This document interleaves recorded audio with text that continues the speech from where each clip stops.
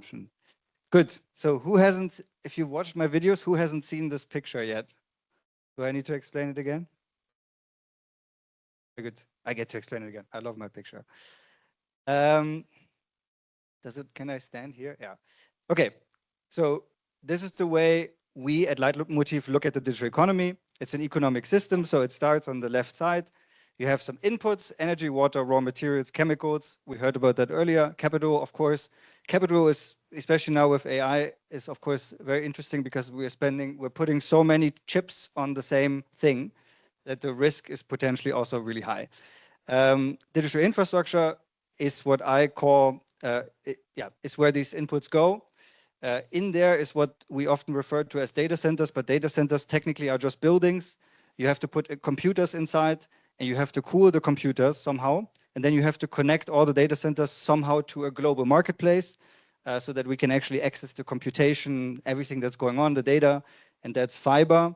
And fiber connects us to the only unregulated global marketplace, which is the internet. That's why, where's Ireland?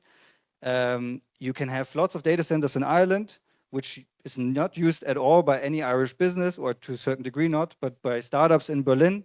And this flow of trade is completely free and unregulated. Digital infrastructure makes digital resources. In AI, you hear a lot about compute, but also AI needs always the same things. Compute, so the ability to process data, storage, the ability to store data, and network to transport it. And with AI, I'm going to explain you the dimensions are a different scale. And once I have produced these resources, I can then use software to refine the resources into value-adding products and services. So I can turn compute, storage, and network capacity, for example, into an SAP system that then you can use, or I can turn it into Instagram. Doesn't matter. Yeah, these are the digital services. If I take all this away, all this left side, all the digital infrastructure, the right side doesn't exist anymore. It doesn't work without the other.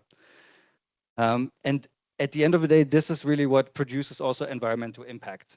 Right? It's the usage of the digital services that then in turn require digital resources to run. Now, this picture gets really different when you look at AI. Do you notice it?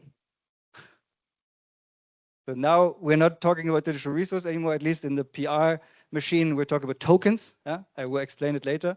And it's not digital services anymore, it's AI services. Yeah, ChatGPT, Anthropic, blah, blah. But actually, everything else is the same. Nothing has changed.